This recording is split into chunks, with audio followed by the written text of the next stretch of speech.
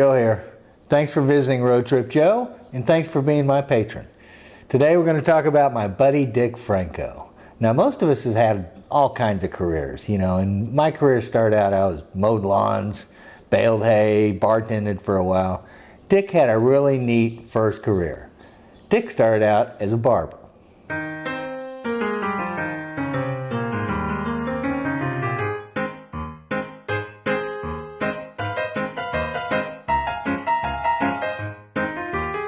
Dick and his beautiful wife Lisa live in Pismo Beach, California, along with their dog Lily and about 20 cats.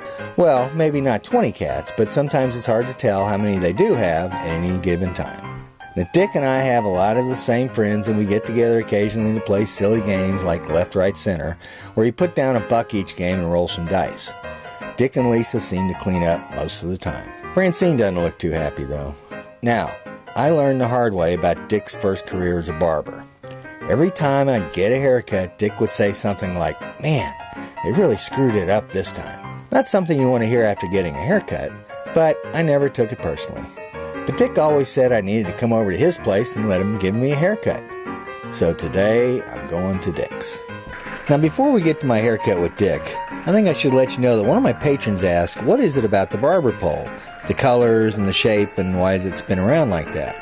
So, I did a little research, and you know I like history, so here you go.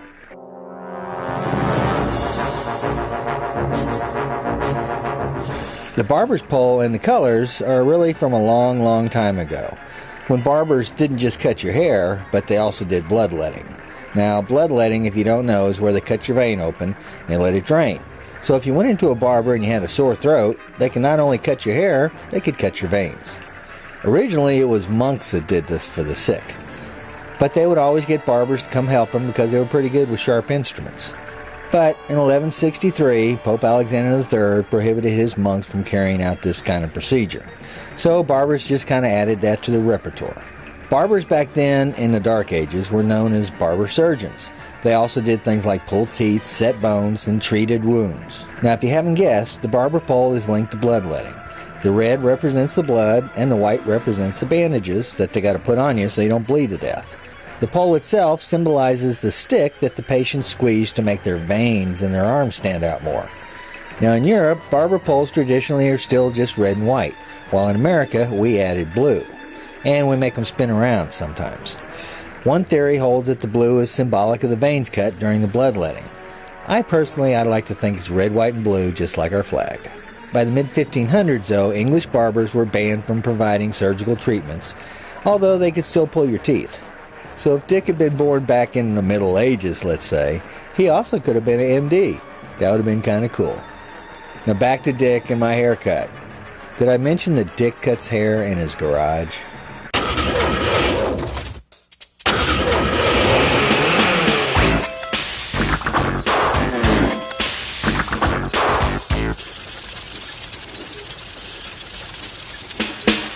Dick and his buddy Gary, who was also a barber in a previous life, get together every few weeks in Dick's garage and give each other haircuts. I know, kind of weird, but that's what they do in Dick's garage. But think of all the money they've saved. Joe here, and I am at the barber of Pismo Beach. And actually, it turned out that it's the two barbers of Pismo Beach. And this is my friend Dick Franco. And Hey. What are we going to do today, Dick? We're going to try to polish a horse. Give Joe a haircut. That's what we're going to try to do. Do I have to take my sunglasses off? Either that or I can cut around them. This is really great because with a haircut at Dick's, you get a beer. Okay? All right. Cheering and hoping Cheering. that Cheers. Joe looks a little better when Hopefully he gets out of this comes out okay. We don't know. But The problem with his hair, Gary, is right here, right drives there. right forward. It goes forward. So you either I've observed his haircut a couple of times. There have been a couple of times where they've left it a little bit fuller, almost so that this carries back. But a lot of times he gets it cut so short, and he doesn't worry about the fact that it sticks out a little bit. It's almost shaped a little bit. So now Gary was a pro. Not that Dick isn't a pro, but Gary owned a few shops in the Seattle area for a number of years and made a career out of it. Let's see what Gary says. well, that's what you do. You have two ways of going with it. You either trim it like a hedge, In other words, let it stick out, and then you trim it up and around if he wants it short. Or you take and you let that get a little bit of length to it, but you can get a little bit of length to it and still clean get up around there. And still get this nice and clean around there. All right. And your angle would then be a little bit steeper. Yeah, on this you mean. Up to that. Up yeah. to that point, yeah. I think Gary knows what he's talking He about. does, he does. He's a professional. So Dick's going to cut my hair like a hedge. Is that right? This should be good. Now Dick always has a story to tell, but I might jump in from time to time just to help him along, kind of speed things up. Dick grew up in a small town in Pennsylvania, decided not to go straight to college, and did the next best thing. He knew some guys down at the barber shop, and they convinced him to get his haircutting license, so he did. And so your first career was as a barber? My first career, as I mentioned, when I got out of high school, I really I didn't have a great desire to go to college, so I ended up going to barber school. A neighbor of mine in that little town had a real successful barber shop and said, if you go to barber school, I'll put you to work. I going to school for about a year, went to barber school up in Erie, Pennsylvania. It was a four-man shop, the two owners. It was called Rocco Rich and Mike Ross, Ross and Rich Barber Shop. And I wasn't a Rich, I just worked there. Hey Gary, come and take a look. Is this what you would say on this side? Yeah. Leave it I don't know if you want to take. a little bit more. No, I Sounds don't like- think so. sounds I don't like I'm think a so. challenge. I don't think Huh? so. Am I don't a think so. challenge? No, you're not. You're not. We had a very busy shop. It was a very successful, busy shop, and had 8 to 10 hour days every day on my feet. And I realized that that I could not. I had extremely flat feet, and so I would go home at night and essentially soak in the tub or soak my feet because they were so beat up from standing on them all day long. At some point, Dick decided maybe he should go to college. At the same time, coincidentally, the University of Pittsburgh opened a campus in the town of Bradford. University of Pittsburgh campus at Bradford, PA. So I started taking college courses. I would try to arrange my classes on Monday, Wednesday, and Friday, and I would work full-time in the barbershop Tuesday, Thursday, and Saturday. While working in a small shop in that small town, Dick met a woman. What a surprise. She worked at the savings loan and gave him change for the barbershop. She took him out drinking to a bowling alley once, so he married her. Well, let's let Dick tell that story. A couple of years at the University of Pittsburgh in Bradford, and then during that time I got married, actually. Met a lady that through barbering, actually. So at the time I think we were getting $1.25 for kids and $1.75 for adults. So quarters were in demand back then. Right. So I would be the guy that would run over to the bank and get the change and get the quarters and that type of thing. So I met a lovely young lady that worked there, and the crazy thing was she didn't realize it, but she was 9 years older than I was.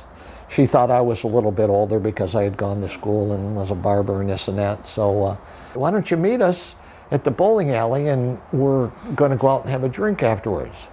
She didn't realize I wasn't old enough to drink. So anyway, I met her, and I was able to drink in town because I knew a lot of people being a barber on the main street, and you knew every bar owner in town and everything. So I went along with it and had a drink, and that led to a marriage a year or two later. They moved to Pittsburgh so Dick could finish college, and he made some extra money cutting other students' hair. Then things kind of went wacky for Dick. After getting married, graduating, and starting a new job at Alcoa Aluminum, it happened. Dick got drafted. Like in the Army drafted. When I finished school, I got a job with Alcoa Aluminum, and I probably wasn't with them a couple of 3 months, and I ended up getting my draft notice. Getting a draft notice. I had a pretty high draft number at the time, and I think it was close to 200. But the problem was my draft board was in that small town of Bradford, Pennsylvania, and there was a limited pool there. Right. So, they went way up the number chain, and basically I ended up getting drafted. Had a job, was going on 25 years old, married. I don't know what else could go wrong there, but kids. Huh? No kid. And of course, this was during the Vietnam War. That's pretty bad timing, Dick. But Dick went ahead and did his duty, and during basic training he found out his new wife was 4 months pregnant. Rats. That could have deferred him from the Army. 2 or 3 weeks into basic training, I can't remember the exact, and the sergeant comes up and says, "Franco, you got a phone call." Well, if you know anything about basic training, you're not allowed to take phone calls or make phone calls in basic training. So I go, and it's my wife. And she said, "You won't believe this. I haven't felt good for a little while. I went to the doctor today. I'm 3 or 4 months pregnant." Okay, so we didn't think we could have kids.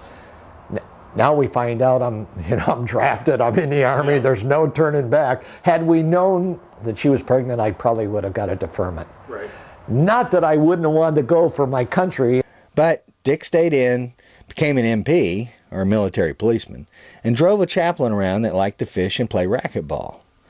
Dick was smart enough to get a military driver's license, so that part worked out, because now he's driving a chaplain around. I did something that a lot of people didn't get when I was in basic. I got a military driver's license, which was key, because a lot of times when I was even in basic, I drove a lot of things where a lot of guys marched and ran and hiked and things. I was able to drive the big trucks. That's my dick, isn't it? That's But anyway, so I did that, and long and short, I should probably just let Dick tell a story, but when he says this, that's really a red flag for me. But I might jump in from time to time just to help him along, kind of speed things up. Got a break. I ended up meeting a chaplain and because of my driver's license, becoming a chaplain's driver. Okay, and good deal. That was a good deal. The chaplain was a great guy. He and his wife and 2 little kids lived off base. He would take me home to dinner a lot of nights or weekends. He taught me how to play handball, taught me how to fish. I mean, not taught me how to fish, I fish, but he loved to fish and loved to play handball. So he'd go and I'd drive him to his classes. He taught classes. I'd drive him to his classes. As soon as he was through with his class, we'd either go play handball or go fishing. It's a country club. All the while, he was cutting people's hair because that's what Dick likes to do on the side. Not sure if he cut the chaplain's hair, but I bet he did. After the Army and the war, Dick got a job being a glad handler and made a handful of companies lots and lots of money. Dick is a talker, so he put that skill to good use. It probably came in handy when he was cutting hair, too. Over time, Dick had some more kids, but unfortunately his first wife passed away. Not long after, Dick met beautiful Lisa, and they have lived happily ever after for over 20 years. When Dick and Gary aren't cutting each other's hair, they volunteer down at the county animal shelter, which is where they met, because they like animals. I met Dick on the golf course a few years back, and he seems to clean up there too, as you can see. Okay, I think that's basically about it for Dick's life and Dick's career. My friend, the ex-barber, who still likes to cut hair. Did I miss anything, Dick? Let's see how Dick did. What do you think? Look good? This time. Yeah. Huh? Yeah. What do you think, Joe? I don't know. What do you think, Dick? Well, I asked Gary. Gary's a barber. I think it looks pretty good. I think it looks good. Yeah, I don't think you want to go any shorter this time. Beautiful. Beautiful. Thank you, Dick. It's never a bad thing to have a friend who cuts hair. Nice job, Dick. Thanks for the haircut. Gary and I will see you next month. Free is good, you know. And if you're watching this, then that means that Dick gave this video his seal of approval. I would never want to make too much fun out of one of my friends. And if Dick didn't approve it, then Lisa did, which works for me.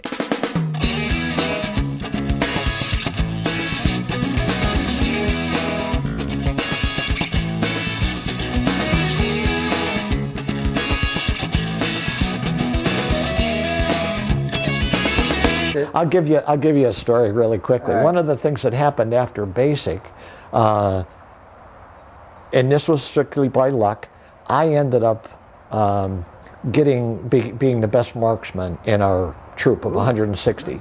And I hate to tell this, nobody, I hope young soldiers, young recruits aren't listening to this, but what I did, somebody told me what you have to do when you're firing at M16, don't always try to hit the target, but if you hit right below the target, the dirt in front of it will go up and actually knock the targets down, okay?